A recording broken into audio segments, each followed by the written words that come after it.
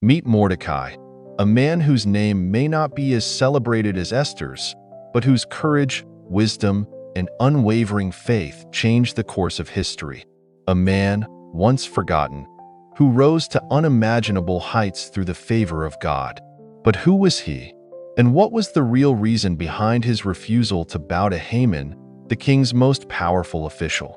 To uncover the truth, we must travel back in time to the land of Susa. But before we dive in, have you ever felt like the truth you seek is hidden in plain sight? Like there's more to the story than what's being told? If that resonates, you're in the right place. Take a moment now to hit the subscribe button, like this video, and comment below. Why? Because here, we dive deeper into the untold stories of faith, the mysteries that most people overlook, and the lessons that will leave you absolutely stunned. Now, let's dive in. The year is around 475 BC. Mordecai is a Jew living in exile in the Persian Empire, a descendant of Kish from the tribe of Benjamin, the same lineage as King Saul. Despite his modest circumstances, Mordecai has gained respect as a man of integrity and wisdom. But Mordecai's life isn't just about survival. He has taken on the role of a protector. After the tragic death of his uncle and aunt, he adopts their orphan daughter, Hadassah, better known as Esther. Mordecai raises her as his own, instilling in her the faith, strength, and courage that will one day make her a queen. Little did he know, this quiet act of love would set the stage for one of the greatest deliverances in history. Mordecai wasn't just an ordinary man. He had a keen mind, a thirst for knowledge, and a gift for languages. It is said that he had mastered multiple tongues, a skill that would later save a king's life. While others around him focused only on surviving in exile, Mordecai prepared himself for opportunities, trusting that God had a plan for him and his people. Sometimes, preparation is the key to unlocking divine purpose. Mordecai may not have known exactly what lay ahead, but he trusted that his efforts would one day bear fruit. When Esther is taken to the king's palace during a search for a new queen, Mordecai becomes her silent guide. Day after day, he lingers near the palace gates, watching over her, ensuring her safety. He advises her to keep her Jewish identity a secret, a decision that will prove pivotal. But Mordecai's wisdom extended far beyond Esther. He understood the complexities of the royal court, and he was determined to protect her from the dangers she couldn't yet see. One day, Mordecai overhears two palace guards conspiring to assassinate King Xerxes. Their whispers are in a foreign tongue, but Mordecai understands every word. His diligence in learning multiple languages, a rare skill, has now become a lifeline for the king. Mordecai quickly informs Esther, who passes the information to the king, giving credit to Mordecai. The plot is foiled, and the traitors are executed. Yet, despite this heroic act, Mordecai's name is forgotten. No reward, no recognition. Have you ever felt overlooked? Unseen? Mordecai knew that feeling all too well.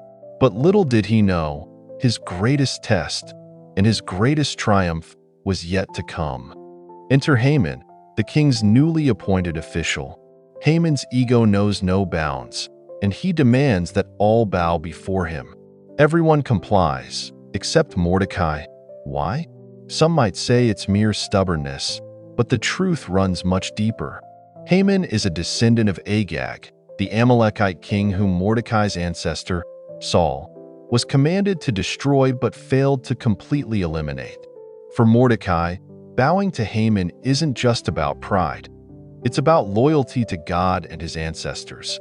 Mordecai's refusal was a declaration. I will bow only to the God of Israel, not to man. But this defiance came at a cost. Haman's fury turns into a genocidal plot to annihilate all Jews in the empire. He manipulates the king into signing a decree, setting a date for the massacre. The Jews are in despair, but Mordecai doesn't cower. Instead, he turns to Esther. Clothed in sackcloth and ashes, Mordecai sends word to Esther, urging her to approach the king and plead for her people's lives. At first, Esther hesitates, fearing for her life. After all, no one approaches the king uninvited and lives to tell the tale. But Mordecai's words cut through her fear. Who knows if perhaps you were made queen for just such a time as this? Esther takes the risk, fasting and praying for 3 days before entering the king's court. Her bravery paves the way for a series of events that will expose Haman's evil plans. Esther's courage was undeniable, but it was Mordecai's unwavering faith and wisdom that laid the foundation for her triumph. Meanwhile, Haman's hatred for Mordecai reaches its peak. He builds a massive gallows, intending to hang Mordecai the very next day. But that night, the king can't sleep. He orders the royal chronicles to be read to him and stumbles upon the account of Mordecai saving his life. Imagine the king's shock as he realizes the man who once saved him has been overlooked for so long. And imagine Haman's horror when the king decides to honor Mordecai publicly.